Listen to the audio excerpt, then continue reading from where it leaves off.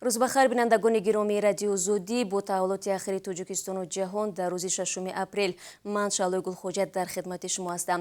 Дар нашри навбатии Сархатти хабарҳо дар бораи аввалин маврдиҳои сарбозшикор ва ё облава дар мавсими имсола, боздошту азияти муҳоҷирон дар Русия, дастгир шудани фармондеҳони собиқи баландамқоми Туркия бо иттиҳоми кӯшиши табодулоти низомӣ ва дигар мавзӯъҳо маълумот медиҳем. дирӯз аввалин наворҳои тариқи сарбозшикор ва ё облава талоши бурдан ба хизмат дар мавсими имсола дар шабакаҳои иҷтимоӣ пахш шуд. муаллифони навор мегӯянд шоми дирӯз 5 апрел дар назди автовокзали Душанбе шоҳиди кӯшиши бузург бурдани як ҷавон гардиданд, аммо бо дахолати атрофиён ҷавонро халос карданд. дар ҳамин ҳол вазорати дифои Тоҷикистон мегӯяд дар 4 рӯзи аввали мавсими баҳории даъват ба хизмат 45% нақша иҷро шудааст. ба гуфтаи сухангӯи ин ниҳод дар маҷмӯъ 13 шаҳру ноҳия аз иҷрои пурраи маъракаи даъват хабар доданд. манбаъ меафзояд миёни дигар минтақаҳо дар баробари вилояти мухтори кӯҳистони Бадахшон шаҳри Душанбе пешсаф будааст. дар 4 ноҳияи пойтахт иҷрои маъракаи даъват ба 64% баробар шудааст. дар бораи ҷузъиёти дигари ҷараёни мавсими даъват дар барномаи хабарӣ гузориш хоҳем дод. ҳафтаи гузашта кормандони полис дар ҳудуди минтақаи бузурги саноатии деҳаи Шушари Санкт-Петербург амалиёт гузаронданд. ба гуфтаи мақомоти ҳифзи ҳуқуқ дар ин қаламрав даҳҳо зодагони Осиёи марказӣ ба кор ҷалб шуданд. Полис ҳуҷҷатҳои онҳоро тафтиш намуда дар маҳалли зисташон ибодатгоҳҳои ғайриқонуниро ошкор намудааст. дар баробари он ки нисбати муҳоҷирон барои нақси қоидаҳои будубош санадҳои маъмурӣ тартиб дода шуд, ҳамчунин оиди муайян кардани соҳиби ибодатгоҳ тафтишот ҷараён дорад. зимнан дар ин авохир муҳоҷирони тоҷик аз авҷ гирифтани рейдҳо ва бесабаб ҷарима шудани онҳо шикоят мекунанд. дирӯз даҳҳо нафар тоҷиконро аз маҳалли корашон барои тафтиши ҳуҷҷат ба шуъбаи полиси минтақаи Коммунарка бурда тақрибан 12 соат гӯшнаву ташна нигоҳ доштанд. бар замми ин аксариятро ба гуфтаи мусоҳибони мо аз 2 то 5 000 рубли русӣ ҷарима намуданд. хадамоти муҳоҷирати Тоҷикистон чанд рӯзи пеш 168 нафар аз шаҳрвандони кишварро барои кор ба шаҳри Красногорски вилояти Москав сафарбар кардааст. муҳоҷирони интиқолшуда дар ширкати сохтмонии Крокус Сити фаъолият хоҳанд кард. хадамот мегӯяд кордиҳанда муҳоҷирони тоҷикро бо 3 вақт хӯрок, ҷойи хоб ва маош таъмин месозад.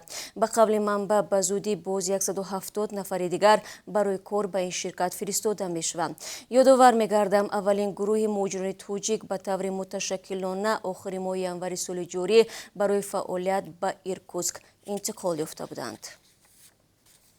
президенти Туркия Раҷаб Таyyip Эрдоғон мегӯяд кишвараш ба паймони Монтрио ки соли 1936 ба имзо расида назорати гулугоҳҳои Босфор ва Дардан-Элдро ба Туркия вогузор намудааст, содиқ мебошад. изҳороти Эрдоғон рӯзи Душанбе баъд аз он нашр шуд ки 10 адмирали собиқи ин кишвар бо иттиҳоми таҳризии табодулоти низомӣ боздошт шуданд. дар як номаи саркушода 104 афсари собиқи баландрутба ибрози нигаронӣ карданд ки беруншавӣ аз паймони Монтрио боиси афзоиши силоҳ дар баҳри Сиёҳ хоҳад гашт. президенти Туркия гуфт ки изҳороти афсарони собиқ аз марзи озодии сухан убур намуда ба талоши табодулоти низомӣ бештар шабоҳат дорад. ба замоне шурӯъ шуд ки Туркия тасмим гирифт дар шимоли Истанбул дар канори гузаргоҳи Босфор як канале созад ки баҳри Сиёҳро бо баҳри Мармара мепайвандад. ба қавли мансабдорони турк ин канал ба паймони Монтрио шомил нахоҳад шуд. 8 донишҷӯи коллеҷи тиббии шаҳри Леваканд аз хӯрдани мураббои олуча заҳролуд шуда дар шифохона бистарӣ мебошанд. ҳодиса 5 рӯзи пеш рух додааст. Дилшод Ғафуров, масъули бемористони шаҳри Леваканд, дирӯз ба радиозудӣ гуфт феълан вазъи саломатии донишҷӯён мӯътадил аст. ба қавли ӯ заҳролудшудаҳо донишҷӯёне мебошанд ки аз мураббои як ҳамсабақашон аз Қубодиён оварда заҳролуд шуданд. ин ҳодисаи дуввуми заҳролудшавии сокинон дар Хатлон давоми 10 рӯзи охир аст. Сомонаи Фараж навишт дар ноҳияи Кӯшониён 11 нафар аз хӯрдани ғизо заҳролуд шуда 3 нафар ҷон бохтанд ва сардухтури беморхонаи ҷамоати деҳоти Заргар барои беэътиноӣ аз мақомаш ронда шуд.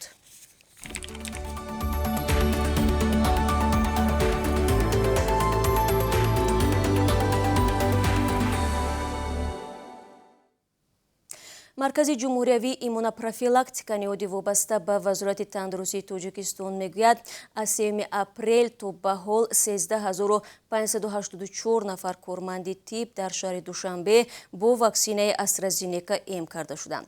Бояд дар маҷмӯъ ҳамаи 26376 корманди соҳаи тандурустии Душанбе ин ваксинаро бигиранд. Ба гуфтаи масъулини вазорати тандурустӣ, то ҳол аз истифодаи ваксинаи AstraZeneca дар кишвар касе бо аворизи бад рӯбарӯ нашудааст. Дар Тоҷикистон рӯзи 23 март эмкгузаронӣ бар зидди коронавирус оғоз ёфт. Барои ин кор кишвар 192 000 дона ваксинаи AstraZeneca-ро дарёфт карда, дар назар аст ваксинаҳои русӣ ва чиниро дастрас намояд. модари як писарбачаи гумшуда барои пайдо кардани фарзандаш аз шаҳрдори Душанбе кӯмак хостааст. Азия плюс мегӯяд Зульфия Ҳомидова 3 сол инҷони писараш Икром Ҳомидовро меҷӯяд, ки замони гум шуданаш дар моҳи августи соли 2018 9 сола буд. ӯ дар як муроҷиати видеоӣ аз Рустами Эмомалӣ дархост кардааст, ки қазияро зери назорати худ бигирад. Зан дар рабудани писараш як марди ҳамсояшро гумонбар медонад. сабти камераҳо нишон доданд, ки чӣ гуна ҳамон рӯз ин мард писарбачаро аз назди ҳавлии бинои истиқоматӣ бо худ мебарад. баъди тамошои навор милисаҳо марди гумонбарро дастгир намудаву бозпурсӣ карданд, вале баъди 1 соат раҳо намуданд. баъди ин мард фирор кардаву то кунун дар куҷо буданаш маълум нест. Кормандони милиса мегӯянд, ин мард наметавонист Тоҷикистонро тарк кунад, зеро шиноснома ва дигар ҳуҷҷатҳояшро аз ӯ гирифта буданд. Бонки ҷаҳонӣ барои беҳтар намудани дастрасии навоҳии дурдасти Тоҷикистон ба нерӯи барқ $10 миллион иловагӣ ҷудо намудааст. Ин тарҳ дар вилояти мухтори кӯҳистони Бадахшон ва Хатлон роҳандозӣ мегардад. иҷрои он дар соли гузашта шурӯъ шуда дастрасии сокинони минтақаҳои ҳаммарз ба Афғонистонро, ки камбизоатанд, бо нерӯи барқи бодӣ, нерӯгоҳҳои хурди обу барқ ва батареяҳои офтобиро дар назар доранд. масъули Бонки ҷаҳонӣ мегӯяд, ин сармоягузории стратегӣ барои таъмини нерӯи барқ ба минтақаҳои дурдасти Тоҷикистон таҳия гардидааст. дар зимн сокинони деҳоти Тоҷикистон мегӯянд, то ҳанӯз лимити барқ бардошта нашудааст ва баръакс соаташ бештар гардидааст. дар ҳудуди 3 размоишгоҳи ҳарбии Хатлон аз ҷониби Истиҳоди генералии қувваҳои мусаллаҳи Тоҷикистон машқҳои густурда баргузор мешаванд. ба гуфтаи сухангӯи вазорати дифои кишвар, дар ин тамринҳо намояндагони мақомоти қудратии Тоҷикистон, нерӯҳои захиравии артиши миллӣ аз вилояти Хатлон, кормандони ниҳодҳои давлатӣ ва сарбозону афсарони пойгоҳи низомии 201 Русия иштирок хоҳанд кард. баргузории машқҳо дар тамрингоҳи Сумбулак, Мумирак, Ҳарбмайдон ва бо ҷалби мошинҳои зирехпӯш, тӯбхонаву ҳавопаймоҳо дар нимаи дуввуми моҳи апрел ба нақша гирифта шудааст.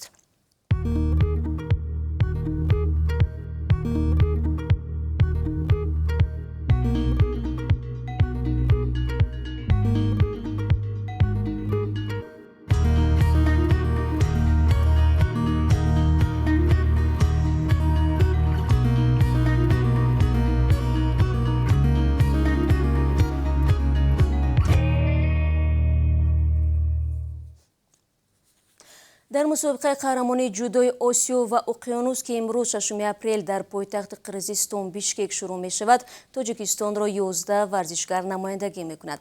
ба ҳайати дастаи мунтахаби Тоҷикистон 3 зан дохил мебошанд.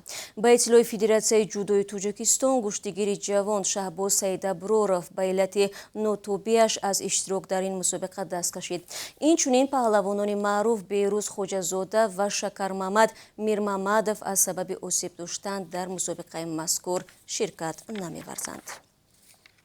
бинандагони азиз, акнун дар бораи қурби асъори хориҷӣ бароятон мегӯям. Бонки миллӣ нархи $1 11 сомониву 31 дирам ва 1 евроро 13 сомониву 33 дирам таъин кардааст.